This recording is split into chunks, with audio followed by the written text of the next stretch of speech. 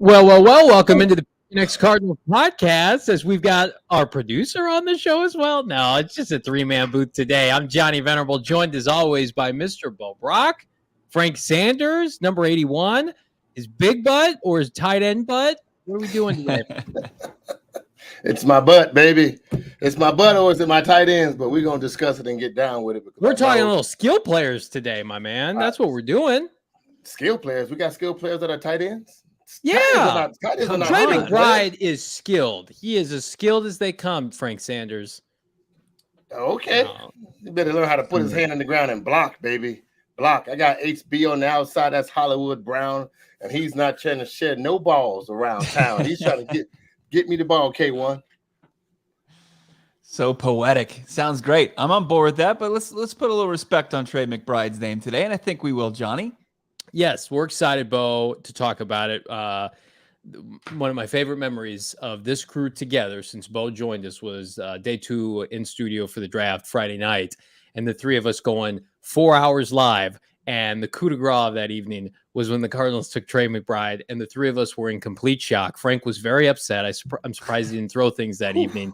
But since then, gentlemen, it's been apparent, like throughout all this Kyler Murray, noise and hoopla off the field, the inactivity, if you will, in free agency, we still haven't really gotten to see Hollywood Brown in a Cardinal uniform yet. He hasn't shown up to OTAs. I think Trey McBride has gotten the most positive buzz as it relates to anybody in this organization.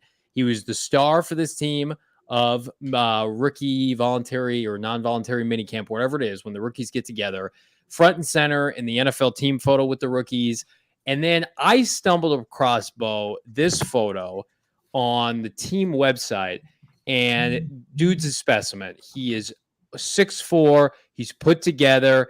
He just reminds me of every great receiving tight end, both with his personality and his physical traits that's in the NFL right now. I mean, I feel your hyperbole a little bit. I mean, he looks shredded, no doubt about it in this, and everybody looks great in shorts. No, I mean, Frank could attest to that. I mean, it's just this time of year, everybody's looking great. It's going to come down to it. How does he fit in this offense? Can he kind of hit the ground running? Is he going to get enough opportunities, enough looks, or is it going to be mainly Zach Ertz and then whatever kind of runoff falls Trey McBride's way? Can he take advantage of it? It's something to be excited about. I've stood by this. I'm pumped that the team is finally investing in the tight end position that is so instrumental in the success of so many different organizations. If you look at the last 5 Super Bowls, you'll find each team that's represented in the big game usually has a playmaking tight end. So the Arizona Cardinals trying to couple Kyler Murray for the foreseeable future with a tight end caliber of Trey McBride. If he can be even the slightest bit of a George Kittle or Travis Kelce or Zach Ertz, then it's an absolutely great move. He was the top tight end off the board this year. I know Frank is a little skeptical. He thought, there was bigger pressing needs at 55. There were some pass rushers on the board. There were some corners. But come on, man. You got to have a tight end beyond Zach Ertz in the next 2 years. Look, I have man, 6'4", looks like he's about 2. Looks shredded. I like that. He doesn't look like he's a little skimpy little guy. So he's not Rob Hausler. He's not that, and he's not Gronkowski either. But he's definitely got he's got good size to him, man. Let's just be honest about it. Again, what we know of him and what he's able to do out of college, a little bit more than 1,300 yards. That's something to be impressed with. The guy has good speed. He's got a good range in his body, and he runs routes like a receiver. So I can't take anything away from him. I like the fact that he's here with us. Zach Ertz is definitely my starting tight end, but on the back end of that, I would not be surprised if they develop a great 2-man package with him. And the RPO can still be just as effective with 2 tight ends on the board, and you got 2 tight ends that are skilled. Skilled tight ends make a difference. And look, what he was able to do at the combine and what he showed and how our own Saul was so high strung on him. Guess what? Yeah. You can't be mad if Saul loves him. That's right. It's always a good day when the boss is happy. Some good comments in the chat. Picking Spreads thinks, I think McBride will turn into Dallas Goedert, a guy who will come in, be a great top 7 tight end for years to come. Hell, the Arizona Cardinals would take a top 15 tight end given their history at the position. And then we got some folks that still need to be sold Libertarian Sasquatch, love that name. Classic Cardinals, taking a tight end when they need help in every other possible position. I think that harkens back to Troy Nicholas once upon a time, Rob Hausler. My dad grew up with Jackie Smith. And so, this franchise used to be known for great tight ends. And then they had a little bit of a 25, 30-year lull, Bull Brock. But here's interesting. I found this also on the Twitterverse. What do we got here from Jordan P? McBride has the best catch. Let me get back to that comment here. The best catch in traffic ability I've seen coming out of college. He has strong hands no matter who's hanging around on top of him. I would agree with that. This is also interesting. This was on Twitter. I want to give credit where credit is due here. This comes from, it's a prospect model by FF_Marvin E, data source CFB Fast R. And for those of you who don't know, for our audio only listeners, this is tight ends, grades, and percentiles from the last 3 draft classes. And Trey McBride ranks only behind Kyle Pitts, who came onto this podcast. And Sam Monson said that Kyle Pitts is basically a receiver anyway. So if you're taking that at its worth, Trey McBride has some of the best numbers we've seen from the position in almost a half decade. He has almost the same percentile score. He's the only one in the 90s other than Kyle Pitts. Kyle Pitts was called generational. It's why he went top 10, right? His reception yards per team pass attempt is over Kyle Pitts. And then, of course, Bo, we know receiving yards market share is huge because he was their offense at Colorado State. Yeah, that was Sam's main point when he was bringing up McBride. He was the vocal point of the Rams offense there in Fort Collins for Colorado State. And it's all well and fine. This graphic, it's good to see him right next to Kyle Pitts, but everybody below that, maybe Cole Kmet has done a little bit. Pat Freiermuth was good last year. He was a good player, and he was also taken around the same time as Trey McBride. They were both second rounders.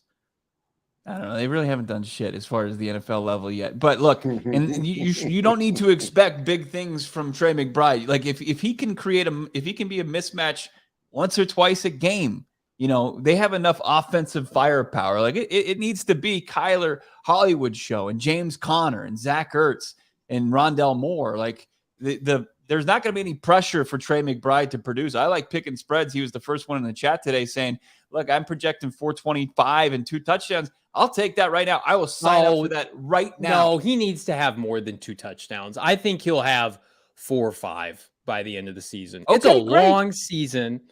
I think he's going to be. You know how many he had last year? Okay. First of all, how many did he have? How many? I don't at Colorado State, didn't he have like 12? No. How many do you have? He had 1 more than you and I. He had 1 at Colorado State last year? 1 touchdown. I think that's predicated. That's predicated on the offense, on the level. He also had 1,200 yards. Come on. Give me the yardage over the touchdown. I will. Look, he had 90 catches for 1,190 Troy Nicholas once had 2 touchdowns in 1 game, okay? I think Cliff can scheme him up. Didn't Andy Isabella too? I mean, look, yeah. I mean, blind squirrel can find I don't like how I'm the only one defending Trey McBride today. You're not. You don't have. Look, 425, think about the history of this position in this franchise. I mean, 425 from your tight end, you hadn't seen that since Zach Ertz came since Rob Hausler. And Rob Hausler was like the last guy to do it since Freddie Jones playing with our guy Frank Sanders. I mean, it's Freddie. It's been a while. It's been a minute. And I think McBride will be a very solid tight end in this league. But I'm glad that the expectations aren't huge. If he can just be a mismatch, if he can move the chains, if he can be a player for this team, a role player, that'd be great. If it's anything beyond that, I'd be a little concerned, but it's not. I'd like to see that 40. I like that 425 yards. Yeah. That's about what I was thinking. Zach hit about a little bit less than 800 last year, and that was absolutely fabulous for our tight end to come in. I thought he could have done a little bit more if we had D Hops a little bit longer. That would have opened him up a little bit more. But at the end of the day, if we get both of these guys somewhere above 500, then I'm happy with that too. Yeah. Just off the top. I mean, but I would like to see him catch more balls in the end zone. Though. More than what we had. I'm not worried about that. No. At least more than what me and Bo had last year. If you get 700 from Ertz and you get 400 from McBride, you get 1,100 yards from your tight end position. That's fantastic. I mean, that's not something to turn your nose up at, Johnny. I'm not, but before this move, I thought Zach Ertz would break every receiving tight end record that this franchise had this upcoming year. I no longer think that, because I think Trey McBride is going to force his way on the field. I think I'm going to make a prediction right now. He's going to have the kind of training camp that we hear from national reporters saying, look out for Trey McBride. He's pushing for playing time. He is going to have a Rondell Moore, Honey Badger kind of training camp. I will have egg on my face if I'm wrong. I think that just everything that I'm reading and hearing about this kid, how his skill set's going to translate in a pass-happy offense. Here's my official prediction for his line next year. I think he gets to 600 receiving yards, and I think he has a handful of touchdowns, 4, 5, 6 touchdowns. I think they will split him out. I think he's going to play big-bodied receiver. I think he could steal snaps from somebody like A.J. Green, because I think he's that big of a mismatch. The Cardinals want to be more physical.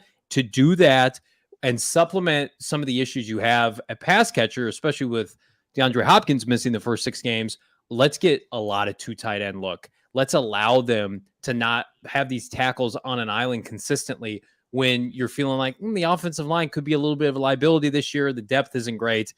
I want to see most of the base packages for this team include Zach Ertz and this kid, Trey McBride, because I really do believe that's maximizing the skill set.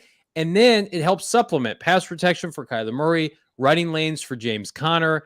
I don't want to see empty backfields and 4 or 5 receiver sets of receivers. I want to see 2 tight ends, Frank. Nope, I want to see the air raid tight ends. You can sit down, put a 67 on this jersey and let him sit down and become no. Did you see Justin Pugh? I mean, he's tiny. We might need McBride to play a little guard. Yeah, that's true. No, I do want to. We want to see diversification out of our offense, and if you go get a guy with the second round, when the 55th pick, you got to use them. You got to come up with some creativity, and you have to also, not only that, you have to kind of train your quarterback to kind of find your tight end. I think a couple games at the back end of the season when we didn't have D-Hops, Zach Ertz still was a mismatch. He was a match. He was a tough part to handle. And you can see some frustration out of him when he didn't think he got the ball. And I think that's something where Kyler has to be trained up to kind of find a way to use his quarterback. I hope that's something that in the training process and the creativity that Cliff will bring to the table, hopefully we can see something pretty special out of these 2 guys, man. I do like a tight end package. I think a tight end coming into the game, he is he's a problem for defensive coordinators. Yeah. And to me, I think he's the equalizer. So hopefully to both of these guys can cause problems and we can get this offense looking pretty special. I think with Hollywood Brown, and I'm really kind of looking at the first 6 games without DeAndre Hopkins. Like, really, they're going to have to get creative, and Cliff is going to have to be on his play calling game. If you got those 2 tight end sets, if you got those 2 running back sets where you've got James Conner and Darrell Williams coming out and being in the same backfield, I think it becomes interesting because you have legitimately 4 guys between Conner, Williams, McBride, and Ertz. Guys who are going to be going up against potentially linebackers in pass coverage that you can really take advantage of that. And I think if Cliff plays his cards right, that you can work those mismatches all game long. To beat the LA Rams, it is not a spread them out scenario where you leave Kyler Murray vulnerable to pressure. How do you beat the LA Rams? You get physical with them up front and you isolate their linebackers and safeties, which are really the deficiencies of that defense, right? What we've seen when the Cardinals try to go finesse against really everybody in their division outside of Seattle, they suffer. But when you get physical with the Rams and you get physical with the 49ers, you can win those games. And I think this plays right into, I think, what the Cardinals want to do. And I'll push back at people in the chat saying, well, Cliff, he loves his receivers. There was not a tight end targeted more in the NFL than Zach Ertz after the acquisition they made midseason. I think they will feed both of these guys. I think there'll be plenty of balls to go around. I have confidence. And I have confidence in this kid. I think we're going to be sitting here 1, 2, 3 years down the line. We're going to be saying this is one of the best players on the roster outside of position. That's how much confidence I have. I also have confidence in my Golden State Warriors tonight to beat that Dallas Maverick ass one final time down by the Bay. And you can bet on them right now. I actually took them, I think, -12. I teased it up for just under +200. DraftKings Sportsbook app, NBA playoff. We're getting ready for the finals. But until then, this week, new customers can bet just $5 on any team to win, get $150 in free bets if they do. Looking to turn a small bet into a big payday during the NBA playoffs. With DraftKings same-game parlays, you can do just that. Create your own parlay by combining multiple bets, like which team's going to win, total threes made, total rebounds, and more. And boom, you have a shot at an even bigger payout. Right now, all customers can place a same-game parlay with 3 or more legs. Get a free bet back up to $25 if one of those legs does not hit. It's a call to action. Download the DraftKings Sportsbook app now. Use that promo code PHNX. Bet $5 on any NBA team to win their game. Get $150 in free bets if they do that. It's promo code PHNX only at DraftKings Sportsbook, 21 and over. Arizona only. Gambling problem, call 1-800-NEXT-STEP. New customer only. Minimum $5 deposit. Eligibility restrictions apply. See DraftKings.com/sportsbook for more details. Very professional read there from Johnny Venerable. Thank you so much. I saw Rafa in the chat, or no, it was at NFL AZ Cardinals saying about Budda Baker and his quote about the defensive secondary. Jeff Gladney coming over, former first rounder. You got Byron Murphy. He was 1 pick away from being a first rounder. And then, of course, Marco Wilson, who has a first round skill set. 43.5-inch vert. He runs a sub 4.40. We know what he brings to the table. I think it's something that you can be very impressed with in shorts. It's great. It's going to take these guys on the field, Frank, I think really showing out against some very tough wide receiver matchups, AFC West, NFC West, for that to kind of back up Budda saying it's the most talented or best secondary. I know that his safety mate there, Jalen Thompson, we know what he can do. But those 3 corners, man, they really have to show that the disrespect that's being talked about right now, that there's not enough in that room, is wrong. I mean, I agree with you 100%. It's going to become a mental battle for these guys to kind of prove themselves, because when they don't have the up front and the up front that they really need to get pressure on the quarterback, that's not saying that we won't create that possibility, JV. But I'm saying, well, if you're looking at them right now and saying this is the best cover corner, these are the best group of guys you've ever been with in a group, that's pretty impressive to say. That must mean they're holding their own in one-on-ones, and they're holding each other accountable in regards to where they're supposed to be at on the field position-wise. So but now he's in this room right here saying this is the best. That's impressive to say out of Budda right now. It really is. I think it's the most talented, because I think Budda has seen the ebbs and flows of the Drake or Patrick years. Patrick Peterson on his last leg. He's come up with Byron Murphy now ascending into his 4th year. Marco Wilson, who the talent has always been there. And then you get a first-round pick in Jeff Gladney. Yeah, he spent a year out of football, but just like physical specimens, the secondary has never had more. And I would include, of course, Jalen Thompson, who should be in line for a contract extension sooner rather than later. So I'm with Bo and company. Johnny, do you believe this is Jalen Thompson breakout year? I'd argue that was last year. I don't think he will ever get his due because of Budda stealing the headlines, and you can only have one elite safety from a team like Arizona. You can't have an Antrell and an Adrian Wilson both make the Pro Bowl, right? But I think that might work to the Cardinal advantage in trying to secure and lock him up. He is easily the best day 3 pick, and I know it comes with an asterisk because it was a supplemental draft, that Steve Keim has ever made. You could flip Jalen Thompson for probably a day 2 pick, probably a 2nd round pick, and he was a 5th rounder. That's why, this is how the organization wants to be, Bo. They want to draft and develop like this, not overpay veterans. Yeah, there's a lot of youth on that defensive side of the football outside of J.J. Watt and Marcus Golden, which you have to be excited about. I see Jordan ask about Zaven, and of course you've got Isaiah in the same conversation. But Jalen Thompson, as you mentioned, I mean, those were A-dub numbers last year. I mean, what he was doing as far as his tackling numbers, his sack or his interception numbers. He was just, there were games where the Arizona Cardinals seemed like they came out flat, and then he would lay the wood on somebody, and it would just change the tone immediately. And it wasn't Budda Baker doing it. It was Jalen Thompson. You couple him with Budda, and that's impressive. I am excited that Frank Sanders is joining us for the first time this week, because I haven't been able to ask him about Budda carrying on the tradition of off the field going and enjoying an adult beverage and going under an alias. Like Budda Baker admitted, he was James the dentist at the bar the other night, kind of like our guy Frank Sanders, who's Speedo Jackson at the bar. Yeah, man, that's so good. Like, I tell you what, it's something that most players have to do. Here's the crazy thing: Budda's not a big dude, so if you see him at the bar, you really won't think that this is the strong safety for the Arizona Cardinals or a free safety for the Arizona Cardinals, because he's not the size of A-Dub at all. A-Dub's 6'1", 6'2", 215 pounds. He's a statue, man. He's statue. Yeah.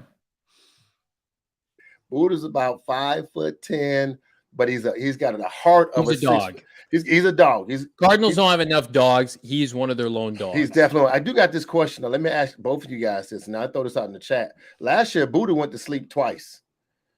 He got hit. He got some dings on him last year. Will he be the same guy this year? Is my concern. I hope after coming out those concussions. Those concussions changed it right after he got new contract, new baby. Kind of went to sleep at the end of the season. I wonder if he's that same guy, the same dog, and that's going to be something I'm looking to pay attention to, because once you get those concussions coming downhill as a safety, from that position, you got to start making good decisions. So I am concerned about that, JV. Let Isaiah Simmons rock the shit out of the Trey Lances of the world. I don't mind the helmet to helmets if they want to do that. It's up to their priority, their preference. The two inside backers you took back-to-back first-round picks should be able to kick enough ass in the front seven where you let Buddha and Jalen be opportunistic. All of their cornerbacks, and I would even probably throw Marco Wilson into that group, are all physical. The back seven, from a coverage standpoint, I think should be very good. It damn well better be. You've invested so much in that group. Now, can the front seven generate a pass rush? Can they stop the run? I think that remains to be seen. And, Bo, there was a certain writer for, I think, ESPN that has not loved how the Cardinals have attacked this offseason.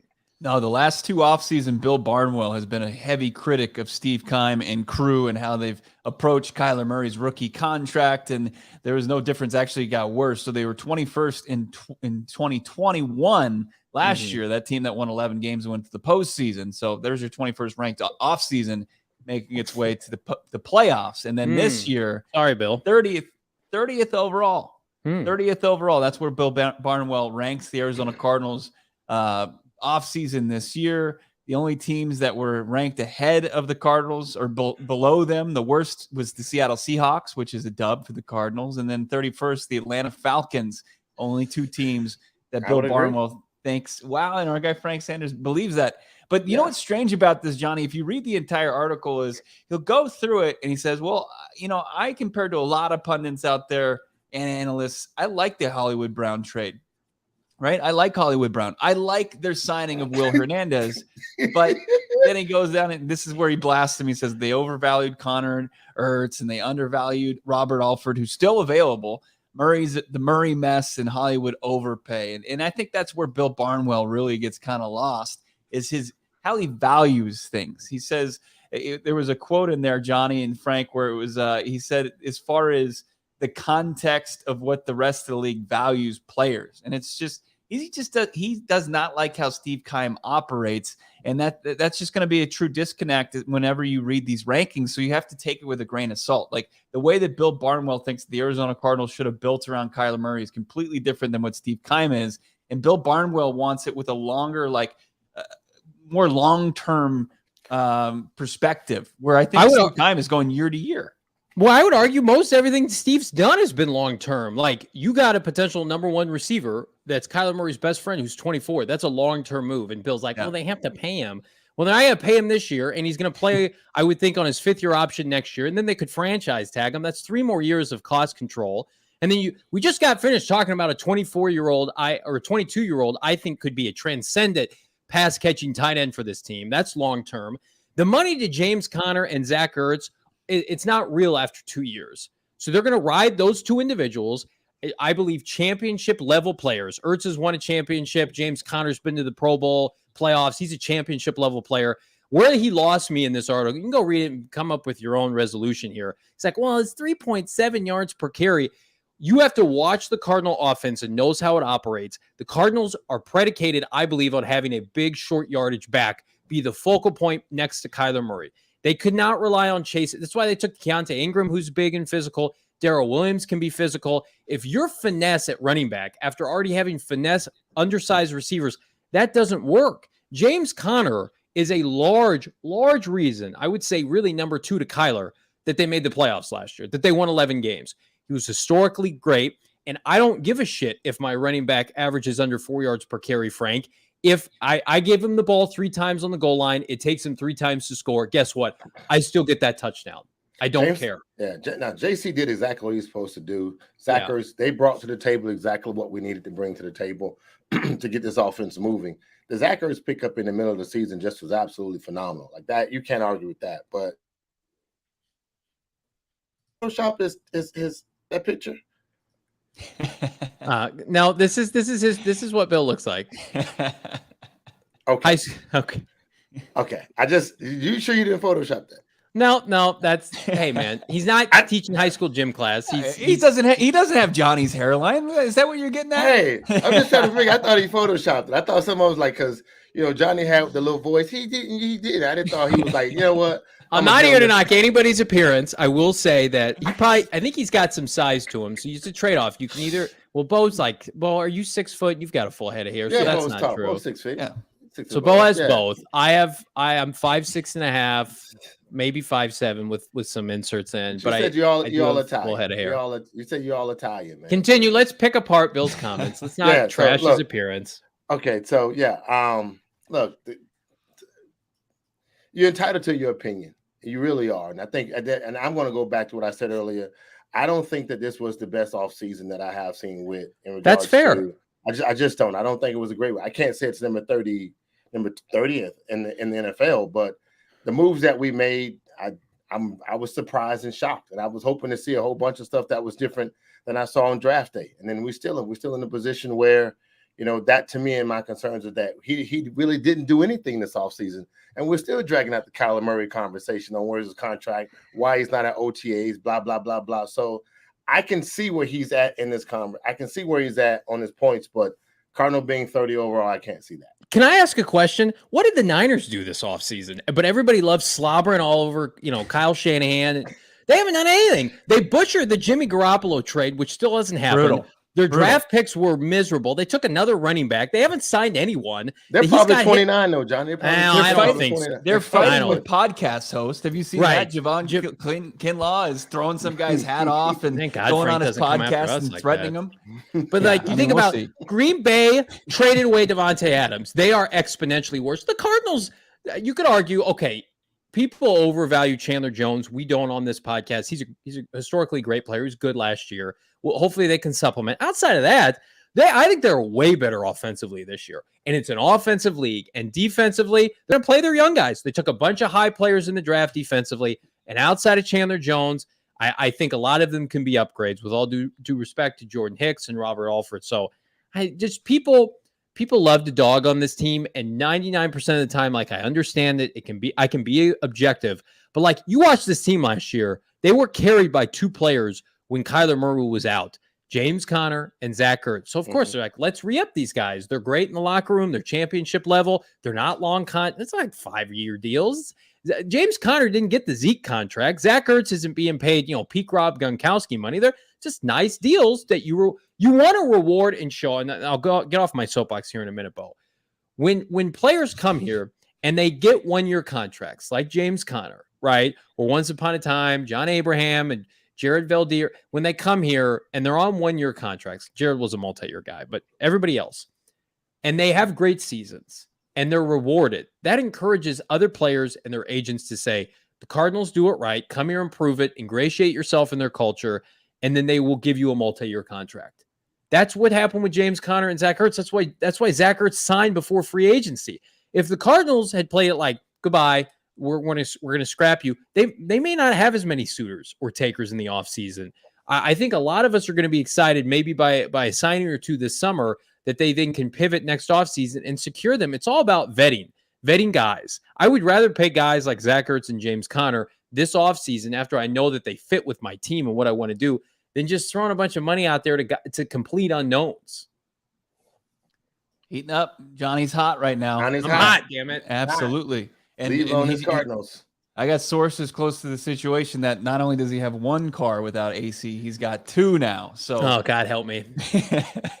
So Johnny better be safe out there. Of course, with the summer heating up, we want to make sure everybody's safe and healthy. COVID-19 vaccines are free for everyone 5 and older. Those 12 and older also eligible for a booster. Visit azhealth.gov/find-vaccine for a location near you. And if you can't find it, when you see that big mechanic bill come through, Johnny, you got to look to our new Bills with an S, plural. Yes, Bills. Like Super Bowls. Like Kyler Murray wants to win multiple Super Bowls. Yeah. You've got multiple Bills. Multiple auto mechanics, yeah. You've got OGs to help you deal with that. Stop by our local dispensary and grab some scratch-made THC gummies from our friends at OGs, different flavors like blackberry, cream, and watermelon. How about those orange creamsicle? Frank, you know those are amazing. Perfect for the mood you're in. You've got, if you're interested in finding more about these amazingly delicious variety of flavors from OG's brands that they have to offer, go to ogsbrands.com. That's OGEEZ brands.com to find OGs near you. Also, back to this Barnwell thing real quick. He was mentioning, well, they should have just stuck and picked in wide receiver. It's like, who the hell was on the board? Treylon Burks was off the board. Jahan Dotson was off the board. There was nobody.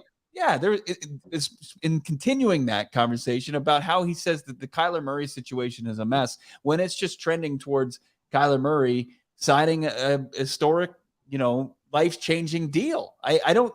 Like, I think if you see where this organization is and where Kyler Murray is, sure, he wasn't at OTAs this week, but it's not a telltale sign that there's unrest here with Kyler Murray. I just think I would say that they're in a good place. And Steve Keim, on his comments yesterday on the Pat McAfee show that we broke down, I recommend you checking out our podcast from yesterday, that, he wants to get it done between, July and the end of summer. Exactly what you said, Bo. Mm-hmm. It is hard to be a national reporter and to analyze all 32 teams. I'm gonna preface all this by saying that. Not when it's your job. Not when you're getting paid. Okay. Not when you're saving money on haircuts and it's your job. I'm trying to make a point in favor of PHNX. Or you can be people like us who are fans of this team, cover this team year round, centralized and neutralized and locked into this team, and we can be straight with you. When we see things that need to be called out, like their inactivity in March and they've dragged their feet on the Kyler contract, we'll call it out. But to say you shouldn't have re-signed James Conner and Zach Ertz and you watch this team play, that's telling me you didn't watch this team last year. That's telling me you went to your spreadsheet, you big nerd, and you just said, okay, I'm going to take all these numbers and manipulate it to fit my narrative. And Bill does a really nice job, but I mean, come on. Look with your eyes. My eyes tell me, okay, Andy Isabella can't play. Right. My eyes also tell me that James Conner and Zach Ertz are critical to what the Cardinals want to do. There you go. So go sign up at gophnx.com. A guy who used the nerd stat to back up Trey McBride in his first talking point today. That guy. Johnny Venerable. Make sure you're following him on Twitter at Johnny Venerable. And of course, that guy, Frank Sanders. I got a new article up at gophnx.com as well about the Darrell Williams signing. Still not official. I don't know if it's going to maybe it's going to become an official after June 1st. We'll see. It's still reported by our guy, Jordan Schultz. Check out that interview. It's up on our YouTube or, of course, wherever you find podcasts. But other than that, man, that's pretty much a wrap for us today, gentlemen. It's been fun. We will be back tomorrow. It's the four of us, actually. Damien's going to kick it. Yeah, that's it for today, Mr. Frank Sanders. We normally go 44. I didn't get half. I got you saw these notes I got right here, man. These are notes. Those aren't real. Frank loves his hard copy. He loves his printer. I love me some tight end action with Trey McBride. We'll be back tomorrow. Frank Sanders, Bo Brock, Johnny Venerable, Damien Anderson will join us. We'll have a fun afternoon on a Friday. Crack open a couple cold ones. I definitely need a few after this week. But until then, we will see you 4 p.m. tomorrow. See you, everybody.